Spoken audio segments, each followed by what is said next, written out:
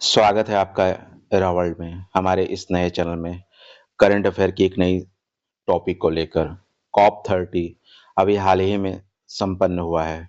पर इसके बारे में बताने से पहले हम आपको बता दें कि अलग-अलग देश मिलके सीओपी बनाते हैं, यानी कॉन्फ्रेंस ऑफ पार्टीज बनाते हैं।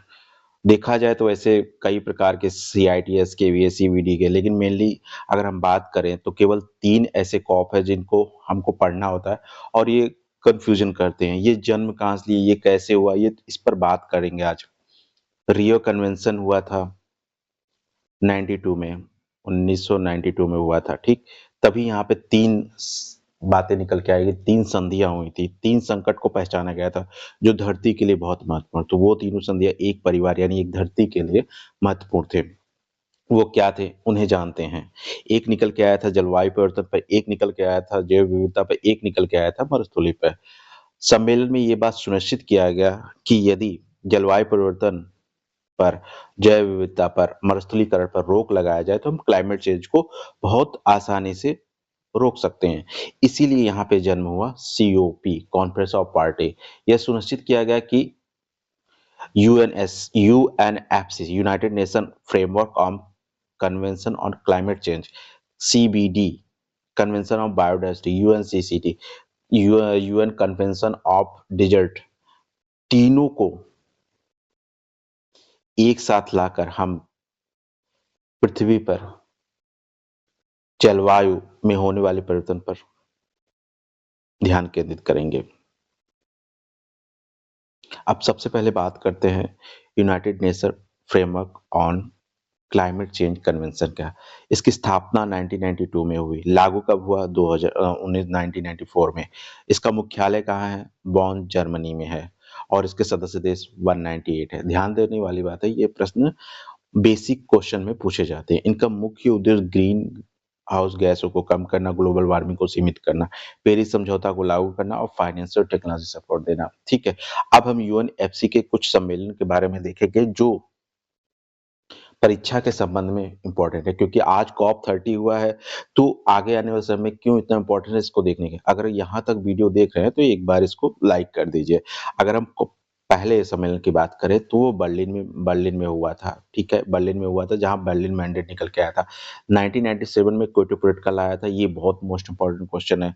वहीं कॉप 15 जो, जिसमें 2 डिग्री सेंटीग्रेड तापमान न बढ़ने की कमिटमेंट की गई थी, वो सम्मेलन कौन सा था? 2009 था। उसी प्रकार से पेरिस एग्रीमेंट, ये बहुत इंपॉर्टेंट है। पूछा जाता है कि पेरिस एग्रीमेंट किस कॉप में हुआ, तो आप बताएंगे कॉप 21 में हुआ था।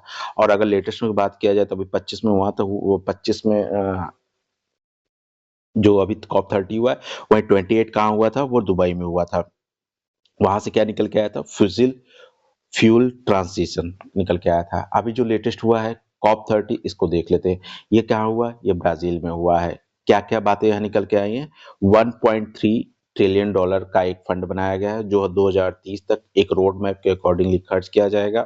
ट्रॉपिकल रेन फॉरेस्ट, अमेजन के लिए, अमेजन के जंगलों के लिए 125 बिलियन का फंड की व्यवस्था की गई है। ठीक है, एडॉप्शन फाइनेंस 3 गुना कर दिया गया है। पहले जहां 1 गुना होता था, अब इसको बढ़ाकर 3 गुना कर दिया गया है। और दूसरी बात, ध्यान ये रखा गया है कि इसे चरणबद्ध तरीके से लागू किया जाए। तो ये इस साल का करंट अफेयर का क्वेश्चन बन सकता है। चलिए अब आगे बढ़ते हैं नेक्स्ट पे। अब आते हैं हम कन्वेंशन ऑफ बायोडाइवर्सिटी पे। इसका भी इसको भी देख लेते हैं। ये इसकी मुख्य बातें देख लेते हैं। ये हमने देखा कि जो 2000 में हुआ था, यहाँ पे कार्टागोना पे प्रोटोकॉल पे निकल के आया था, और जो 2010 में हुआ था वहाँ नागोया प्रोटोकॉल से निकल के आया था। तो ये दोनों प्रश्न पूछे गए कि कार्टागोना प्रोटोकॉल कब आया था, तो आप बताएंगे कार्टागोना प्रोटोकॉल 2008 में आया था, 2008 में आया था। और जो ये हुआ था वो कब आया था? नहीं सॉरी, कार्टागोना 2000 में आया था।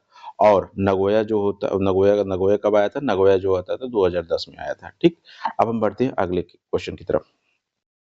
अभी हाल ही में कौन सा हुआ?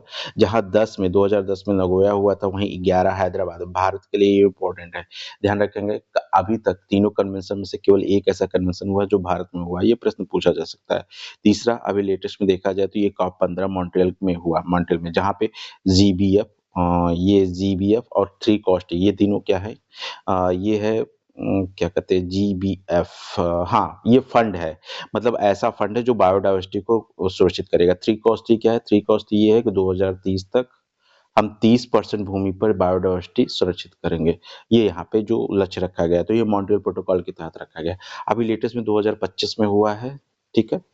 2025 में अगर देखेंगे लेटेस्ट में हुआ है, यहाँ की क्या बात निकल के आई है? यहाँ से निकल के आया है जीबीआरएफ। इसमें क्या है? Global biodiversity resource fund. जो ये यहाँ पर जीबीएफ था, इस पैसे को कैसे खर्च किया जाए, ये बात यहाँ पर इन्होंने बात की। और काली का सम्मेलन, काली फंड यहाँ से निकल के आया है, डीएसआई। यहाँ पे जो आनुवंशिकता से जितने भी लक्षण या जितने भी स्पीशीज के जीन इकट्ठा होंगे, उनकी देखरेख के लिए यहाँ पे 59 इंडिकेटर का प्रावधान निकल के आया। यहाँ पे 3x3 का भी प्रावधान को दोहराया गया, ब्लूप्रिंट बनाया गया कि कैसे हम संरक्षण करेंगे। ठीक, अब हम आगे चलते हैं, डिजर्ट पर थोड़ा ध्यान केंद्रित करते हैं। कब स्थापना हुई? 1994 पर। लागू कब हुआ? 1996 पर। ठीक है, इसके भी मुख्यालय कहाँ है? बॉन, जर्मनी में है। ठीक है, सदस्य इसके देश 197 है। सूखे की प्रबंधन करना, लैंड डिग्रेडेशन रोकना, ड्राई लैंड को रिस्टोर करना, फूड सिक्योरिटी सुनिश्चित करना, तो ये चीज है। आप देख रहे हैं एक कॉप से हमने कितने पॉइंट को कवर कर लिया।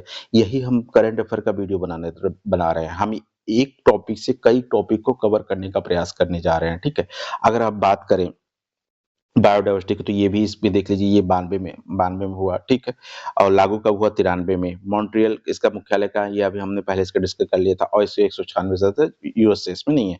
जैव विविधता का संरक्षण करना, जेनेटिक रिसोर्स करना और बायोडायवर्सिटी को सस्टेन करना। अब आगे चलते हैं। अब हम आते हैं कॉप के प्रमुख लक्षणों पे। जो डिजर्ट का हुआ है, उसमें कोरिया का 2011 का, जहां से चांगगाओ इंस्टीट्यूट निकल के आया है। तुर्की में ये हुआ है।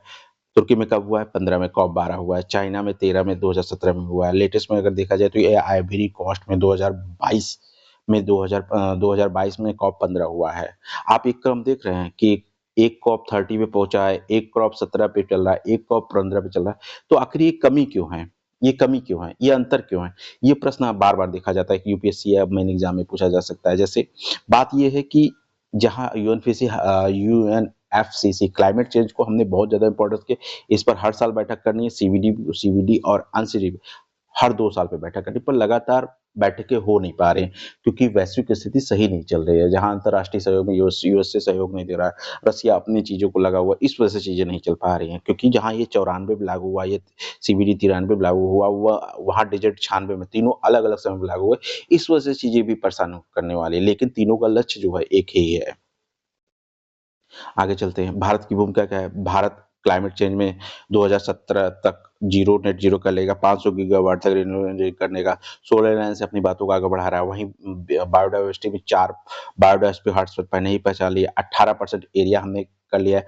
प्रोजेक्ट टाइगर और प्रोजेक्ट एलिफेंट इसके तहत चलाए जा रहे हैं। वहीं डेजर्ट में हमने 2019 में, भारत 2019 में कॉप 14 का होस्टिंग किया था। याद रखिए, भारत में 2011 में हमने बायोडायवर्सिटी का हैदराबाद में किया था, और ये 2014 में हमने इसका डेजर्ट का होस्टिंग किया था। ठीक, उसके अलावा हम डेजर्ट को कैसे रोका जाए, इस पर भी काम कर रहे हैं। अब तीनों में परस्पर संबंध की बात करें तो तीनों परस्पर संबंध यही है कि पृथ्वी की सुरक्षा करना है और कुछ नहीं। क्लाइमेट चेंज को प्रोटेक्शन करना, ये चीजें हैं। देखिए, मेरा ये वीडियो बनाने का पर्पस यही था कि हम एक क्वेश्चन के माध्यम से, एक के बारे में, उसके इतिहास के बारे में जानने का प्रयास करें। हमने देखा कि कॉप 30 हमने पढ़ रहा है, तो हमने इसके बारे में देखा आखिर ये निकल के क्या है। हमने ये पीपीटी आपके लिए बनाया कि कैसे, कहाँ से स्टार्ट हुआ, तीनों एक साथ लागू हुए, तो तीनों एक साथ होगा, सम्मेलन क्यों नहीं हो पा रहा। इन बातों का हमने जानने का प्रयास किया। अगर ये वीडियो आपको अच्छा लगता है तो चैनल सब्सक्राइब कर लीजिए। आने वाले समय में हम ऐसे ही करंट अफेयर की एक वीडियो के माध्यम से बहुत सारे प्रश्न आपके सामने कवर करेंगे। तो इससे ये ज़रूर क्लियर होता है कि कॉन्फ्रेंस ऑफ पार्टी में क्या-क्या पढ़ना है, क्या नहीं पढ़ना है। तब तक के लिए धन्यवाद।